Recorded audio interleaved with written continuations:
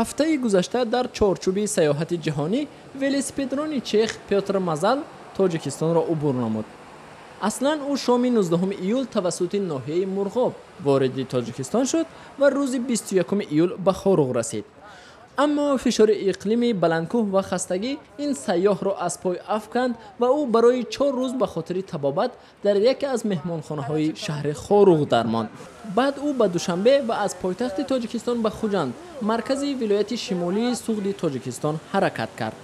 اثنای بود و باشی پیوتر مازل در دوشنبه از او پرسیدم که ولسپدرانی کسبش می باشد و یا به اصطلاح هابی. کسب من معلمی موسیقی است. من نینوازی را تعلیم می‌دهم. بسیاری ها وقتی می‌فهمند که من آموزگارم تعجب می‌کنند، ولی ولسپدرانی و جهانگردی را دوست می‌دارم. برنامه‌ام طبق لایحه نیز همین است که در دوام 300 روز 4075 کیلومتر راه را طی کنم. یعنی یک دفعه مسافه برابر با کره زمین را عبور نمایم. این آرزوی من است. بعد اجرای آن می‌توانم آرام ازدواج نمایم. خب زیارت تاجیکستان چه خیلی می‌گذره؟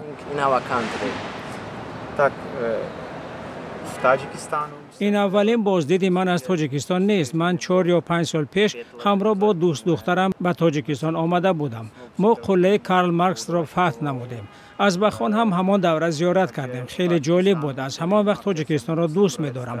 پامیر به فکر من یک عالم دیگر است. می توانید گویید که چی در تاجیکستان به شما معقول شد؟ در تاجیکستان 2 چیز برایم پسند آمد. اولا این طبیعت ناتکرار تاجیکستان، کوههای اینجا امکانات ورزشی و کوهنوردی است که در عمق دلم جای گرفته است. ثانیاً من به همه درباره مهمان نوازی مردم این کشور حکایت میکنم و سفر اولینم را به یاد میآورم. من و دوست دخترم گرسنه و خسته به دره وخان رسیدیم. از یک دختر 11 ساله که از پیش راه همان برآمد خواهش کردیم و ما نان و آب دهد. او ما را به خانه اش برد. ما را یک شب ضیافت کردند. جای خواب، نان و آب دادند و روز دیگر ما سفرمان را دوام دادیم. هرچند از میزبانان خواهش کردیم که پول در مقابل ضیافت بگیرند، درخواست ما رد شد. Místní lidé Pamírci nás vždycky zvali k sobě domů na čaj, na jídlo. عموما برنامه سفرتان چگونه است؟ Letěl jsem z Prahy do Irkutsku, začal jsem v Irkutsku, potom jsem من در آغاز از پراگ به ایرکوتسک سفر کردم. سپس مغولستان را گذشتم و به چین رسیدم. از چین به قرقیزستان و توسط سرتاش به ناحیه مرغاب گذشتم. فشار منطقه بلندکوه که برای مردم محلی یک امر معمولی ولی برای دیگران غیر مقرر است، مرا از پای افکاند.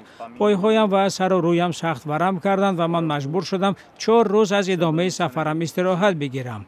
در این روزها هم ولسپدم را برای ادامه سفر ترمیم کردم و هم خودم را. حالا از دوشنبه به خوجند و سپس از ناحیه اسپره به ولایت بادکند قرقیزستان خواهم گذشت. بعد تصمیم دارم که از قرقیزستان به ارمنستان پرواز نموده سفرم را ادامه دهم.